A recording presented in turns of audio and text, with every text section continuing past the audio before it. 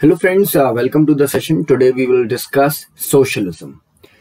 Friends, like liberalism and conservatism, socialism was a 19th century development with its roots, we can say, in the 18th century or even earlier. It grew up with the process of industrialization. As much as the industrial revolution goes on, as much as the concept of various industrial disputes, various issues related to the labor and the money market and the capitalism, as much as those issues got raised, this idea of socialism developed itself. The process of urbanization also played a very important role in the development of socialism. So it was actually a process that was underway in Britain by, we can say, 1750s and spread to Western Europe then, because the focus of the development shift in that way. And this process created the modern factory system. The modern factory system, which is currently also going on. The socialism is the child of all these processes combinedly, we can say. The working class, and out of the working class arose those trade unions, building societies, cooperatives. They were all influenced by the socialism. Like there is a very old saying that all the labor classes, or we can say all the capitalists, or we can say all the middlemen, the producers, the consumers, as a group, they have their own religion, and that is the strongest one. Like we can say, if there are two poor people, they will be having a very strong bond between each other, irrespective of the fact that in some ideological way, they may be opposite to each other. But that is the poverty, that is the challenge of the society that is posed upon them, that bring them together. And that togetherness actually gave rise to the socialism. So socialism is a rich tradition of political thought and practice, the history of which contains a vast number of views and theories. It contains, I think, I personally think that socialism requires a very high moral attitude. If you want to establish socialism in the society, if you want to run the government with a socialist view, the moral turpitude of a leader, or we can say the character of a leader, has to be of very high standards. Okay. Our aim is of necessity more modest in what follows. We are concerned to present the main features of socialism. In this lecture, we will discuss the features. Now, the important thing. Both socialism and capitalism grant workers legal control of their labor power. Whatever the legal text, whatever the constitutions, whatever the statutes, who advocate for the rights of the labor, who advocates for the contribution or the percentage of the benefit of the labors, they are all they all, we can say, are deduced from the broad views of socialism. Okay.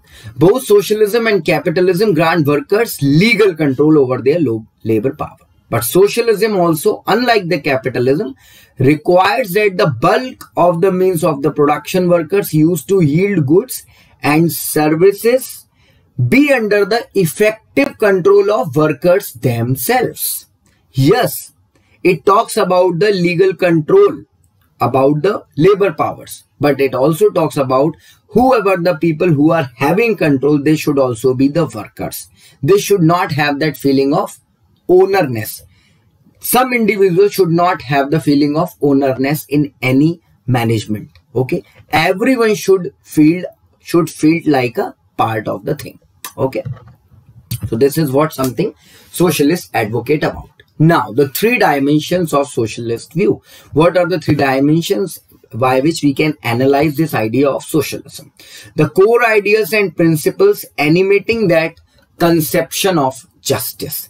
Now, why the socialism arises? If you talk about that, the labor union arises, they raise the issues of the labor, they talk about the legal control of the labors on their company or the manufacturing unit.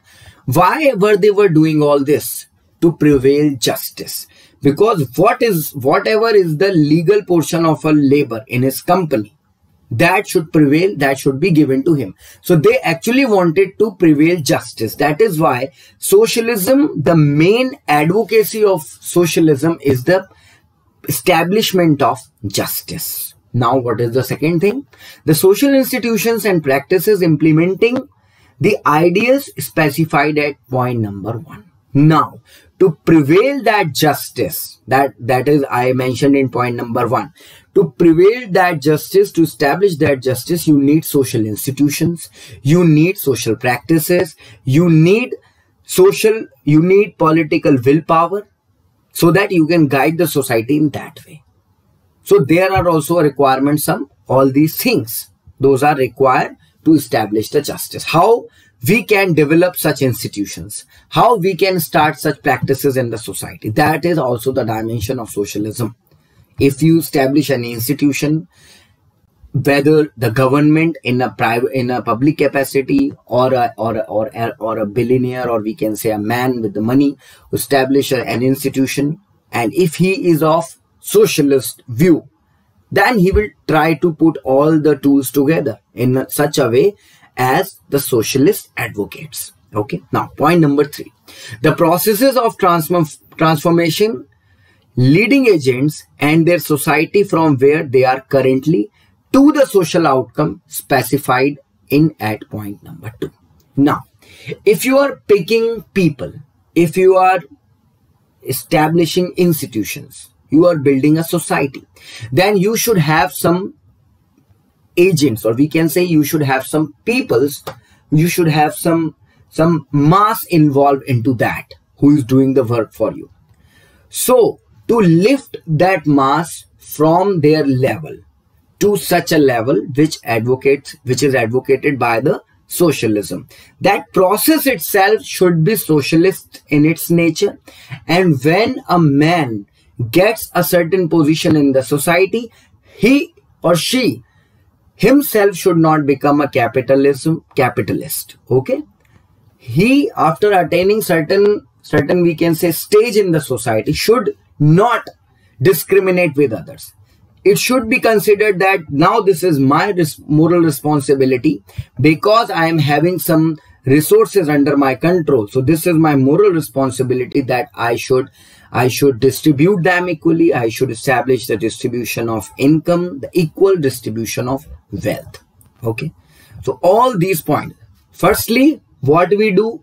We prevail justice. Then how to prevail that justice? What is needed to prevail that justice? And whatever you needed to prevail justice, how you attain that. So this is the three dimensions of the socialism. Okay. Now, socialist critique of capitalism and their grounds and its principle. Why does socialism arises? It was actually an answer to the capitalism. Actually, it was a critique of the capitalism. Socialists have condemned capitalism by alleging that it typically features exploitation, domination, alienation, and inefficiency. Plus, you can also add a word here, that is the injustice. Justice do not prevail in capitalism. Someone who is having control, he may do exploitation of the labor, and that exploitation sometime lead towards an inefficiency of the labor. Then that due to that inefficiency, that labor may be discarded from the bunch of laborers, and that will actually lead towards the alienation of that labor. He will feel alienated from the society. So this is a stage-wise process. Suppose if you want to ruin an institution, or if you want to damage something, what you will do? That will be a stage-wise process. Firstly, you will try to make injustice. You will do something that will create a feeling of dissatisfaction among the people who are participating in the process. Then who were feeling dissatisfied, they will try to get themselves out of the process. That will show their inefficiency. And because they are inefficient in nature, in production process, you will alienate themselves. You will discard them. We will furlough them, waive off them, and after that, after being they got waved off from the production process, they will start to feel alienated from the society also. So this is actually the socialists advocated that in this way the capitalism not only is a inefficient idea of economy, it is also very dangerous for the society. Socialists have deployed ideals and principles of equality, democracy, individual freedom, self-realization, and community or solidarity. As I was telling about, that labor classes among themselves have very strong bonding, and that is stronger than all other bondings of class, caste, creed, religion, whatever belief. Okay. And the idea of equality prevailed in the socialism. Socialists also embrace the ideal of democracy, requiring that people have broadly equal access to the necessary means to participate meaningfully in the decisions. What is actually the democracy? Democracy is not only focused towards the participation in the election process. It is about that, yes, this is the person I am choosing as my ruler, and my voice will be put into consideration by him. So actually the person who gave his vote, he felt that I am the part of the decision making process. So this is how the things goes. This is how socialism, not only a social idea or economic idea or political idea. Socialism is a very, very complex issue, and it actually redressed too many issues of the society. But the problem with the socialism is that because the people choose a leader from themselves and they believe in him, that the people believe into the leader, that he will prevail justice, he will establish the equality, democracy, and equal distribution of wealth. Okay, control on the means and ends of production. That is why the moral of the leader has to be of very high standards. In whatever the countries the socialism has failed, there was the main concern is that the leader of that country actually lost the faith of the people because of the corruption or anything. Okay. So friends, this was all about socialism. Now the thoughts about property are also important. It could be argued that socialists actually discarded this idea of property. All the socialists agree that many varieties of socialism are there. First, in their attitude towards property there is some differentiation. Because the socialists talk about that there should be equal distribution of income, equal distribution of wealth. Now, as a part of that equal distribution process, someone gets a certain part of their we can say share. Now that particular share of a person, whether it should be treated as his private property or it should also a combined property, or we can say the public property, this is a debate which is also going on among the socialists themselves. Okay, so this is also very important for you to understand. The second feature is that socialism offers a class analysis of society. Like the Marx provided the class analysis, the class struggle theory, Marx actually said that the whole history is all about class struggle. Okay. Financial inequality and the unequal opportunities open to people as a consequence of their position in the capitalist class structure are seen as fundamentally unjust. Whatever the situation you once attained in society, that will provide you an edge in all the things. That is the main problem with the capitalism, and that is something socialists actually argue. Because once you get certain position, that will provide you unequal opportunities, an advantage over the others. Okay. Now the important questions which may be considered here. Socialism was a product of contemporary socio-economical canvas of the Western Europe. As I told you, socialism born in the 18th century, in the early 19th century, and it has roots in the 18th century. And because the industrial revolution was going on, a class of people who were laborers, who were united, that arises in the society. And because of that, the socialism got its roots. In modern times, socialism and capitalism are found cohesively in developing countries like India. This is also true, and this is very important for you to understand.